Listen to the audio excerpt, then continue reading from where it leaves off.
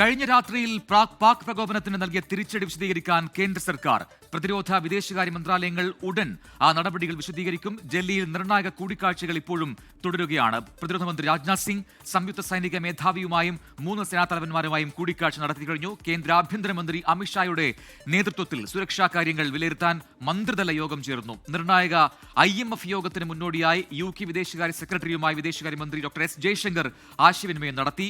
അതിർത്തിയിൽ പാകിസ്ഥാന്റെ പ്രകോപനം പക്ഷേ ഇപ്പോഴും തുടരുകയാണ്. പാക് വെടിവെപ്പിൽ ഒരു സൈനികന് വീരമൃത്യു സംഭവിച്ചു. ആന്ധ്രാപ്രദേശ് സ്വദേശി ലാൻസ് നായിക് മുരളി നായിക്കാണ് വീരമൃത്യു വരിച്ചത്. പാകിസ്ഥാനോട് അതിരി പങ്കിടുന്ന സംസ്ഥാനങ്ങൾ കടുത്ത ജാഗ്രതയിലാണ് നിലവിൽ. അതിനിടെ ചെന്നൈ ചെപ്പോക്ക് സ്റ്റേഡിയത്തിൽ ബോംബ് ഭീഷണിയുണ്ടായി.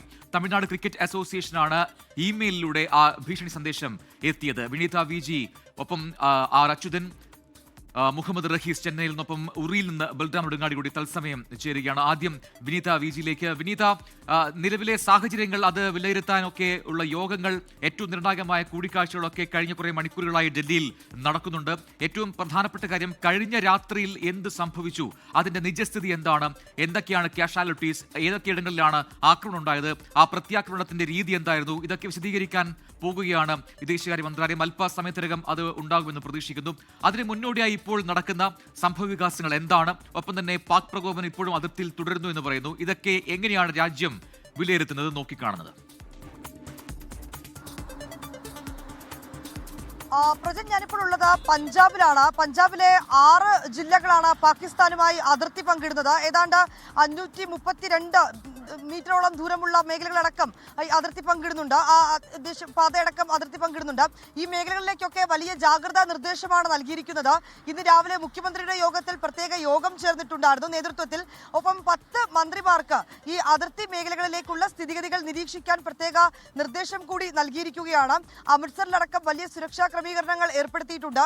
ഈ സിഖ് മത ആരാധനാലയങ്ങളിലൊക്കെ സൂക്ഷിച്ചിരിക്കുന്ന ഗ്രന്ഥങ്ങൾ അവർ അവിടെ നിന്ന് സുരക്ഷിത കേന്ദ്രങ്ങളിലേക്ക് മാറ്റുന്നു എന്നൊരു റിപ്പോർട്ട് കൂടി നമുക്ക് ലഭ്യമാകുന്നുണ്ട്. ഒപ്പം തന്നെ ചണ്ഡീഗഡിൽ ഈ കച്ചവടക്കാർക്കൊക്കെ വലിയ ജാഗ്രതാ നിർദ്ദേശം നൽകിയിരിക്കുകയാണ്. അവരോട് പറഞ്ഞിരിക്കുന്നത് 8 മണിക്ക് മുൻപായി കടകളൊക്കെ പൂർണ്ണമായും അടയ്ക്കണമെന്നൊരു നിർദ്ദേശമാണ് നൽകിയിരിക്കുന്നത്. ഏതെങ്കിലും ഒരു സാഹചര്യത്തിൽ ഞങ്ങൾ അലേർട്ട് പുറപ്പെടുവിച്ചാൽ നിങ്ങൾ പൂർണ്ണമായും ബ്ലാക്ക് ഔട്ടിലേക്ക് മാറണമെന്നൊരു നിർദ്ദേശം കൂടിയാണ് നൽകിയിരിക്കുന്നത്.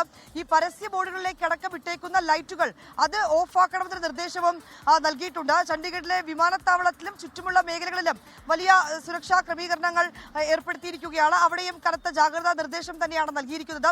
മൊഹാലിയിലും സമാനമായിട്ടുള്ള നിർദ്ദേശം നൽകിയിട്ടുണ്ട്. മൊഹാലിയിലും കച്ചവടക്കാരോട് പറഞ്ഞിരിക്കുന്നത് 7 മണിക്ക് മുൻപായി തന്നെ കടകൾ പൂർണ്ണമായും അടയ്ക്കണമെന്ന നിർദ്ദേശമാണ് മൊഹാലിയിലും നൽകിയിരിക്കുന്നത്. മെഡിക്കൽ സ്റ്റോറുകളോ അല്ലെങ്കിൽ അത്യാവശ്യ ഘട്ടങ്ങളിലുള്ള അത്തരത്തിലേക്കുള്ള അടിയന്തര സാഹചര്യത്തിലേക്കുള്ള കടകൾ മാത്രം തുറന്ന് പ്രവർത്തിക്കുക എന്നൊരു നിർദ്ദേശമാണ് നൽകിയിരിക്കുന്നത്. ഒപ്പം പഞ്ചാബിനെ സംബന്ധിച്ചിടത്തോളം വിവിധ യൂണിവേഴ്സിറ്റികളിലൊക്കെ തന്നെ പരീക്ഷകൾ മാറ്റിവെച്ചൊരു പശ്ചാത്തലമുണ്ട്. അതുകൊണ്ട് തന്നെ മലയാളികളായിട്ടുള്ള വിദ്യാർത്ഥികളടക്കം ഇതിനോടകം തന്നെ സുരക്ഷിതരായവർ നാടുകളിലേക്ക് മടങ്ങുകയാണ്.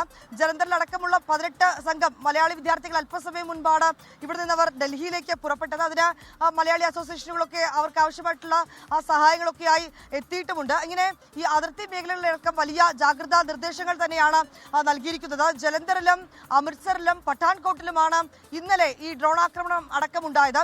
ആ മേഖലകളിൽ അതീവ സുരക്ഷാ നടപടികൾ ഇതിനോടകം സ്വീകരിച്ചിട്ടുണ്ടെന്നാണ് നമുക്ക് മനസ്സിലാക്കാൻ കഴിയുന്നത്. ഒപ്പം തന്നെ തന്ത്രപ്രധാനമായിട്ടുള്ള മറ്റ് മേഖലകളിലേക്കടക്കം അത്തരത്തിലേക്കുള്ള നിർദ്ദേശങ്ങൾ തന്നെയാണ് നൽകിയിരിക്കുന്നത്. അതിനിടെ ഇന്നലെ പാകിസ്ഥാൻ തൊടുത്തുവിട്ട ആ ഒരു മിസൈലിന്റെ ചില ഭാഗങ്ങൾ അത് ജലന്ധറിന് സമീപമുള്ള ഒരു മേഖലയിൽ നിന്ന് കണ്ടെത്തിയതായി ചില പ്രദേശവാസികൾ അവകാശപ്പെട്ടിട്ടുണ്ട്. തുടർന്ന് അവർ അത് പോലീസിനെ അറിയിക്കുകയും പോലീസ് അവിടെ എത്തി സ്ഥിതിഗതികൾ പരിശോധിക്കുകയും ചെയ്തിട്ടുണ്ട്. പ്രജൻ, വിനീത VGയാണ് അമൃത്സറിൽ വിശദാംശങ്ങൾ നൽകിയിരിക്കുന്നത്. പഞ്ചാബിൽ ഉൾപ്പെടെ എല്ലാ രീതിയിലുള്ള അതിർത്തി സംസ്ഥാനങ്ങളിലും പാകിസ്ഥാനുമായി അതിർത്തി പങ്കിടുന്ന സംസ്ഥാനങ്ങളിലൊക്കെ തന്നെ സുരക്ഷാ മുൻകരുതലിന്റെ ഭാഗമായി ജാഗ്രതാ നിർദ്ദേശം നൽകിയിരിക്കുകയാണ്. അവിടെ കൃത്യമായ നിർദ്ദേശങ്ങൾ, കടകൾ 7 മണിക്ക് ശേഷം പ്രവർത്തിപ്പിക്കരുത്, ഒപ്പം തന്നെ വീടുകളിൽ തന്നെ കഴിയുക, ജനങ്ങൾ പുറത്തിറങ്ങാൻ പാടില്ല എന്നൊക്കെയുള്ള നിർദ്ദേശങ്ങൾ കൃത്യമായി ആ മേഖലയിൽ നൽകിയിട്ടുണ്ട്. കൃത്യമായും ഈ അതിർത്തിയോട് ചേർന്ന് കിടക്കുന്ന പ്രദേശങ്ങളിലാണ് ഇത്തരത്തിൽ ജാഗ്രത ഇപ്പോൾ കടുപ്പിച്ചിരിക്കുന്നത്. പാക് പ്രകോപനം ഇന്നും തുടരുന്ന പശ്ചാത്തലത്തിൽ ഈ മേഖലയിലൊക്കെ ഷെല്ലാക്രമണമോ ഡ്രോൺ ആക്രമണമോ ഉണ്ടാകുമോ എന്ന സംശയങ്ങൾ ഇപ്പോൾ ബലപ്പെടുന്നുമുണ്ട്.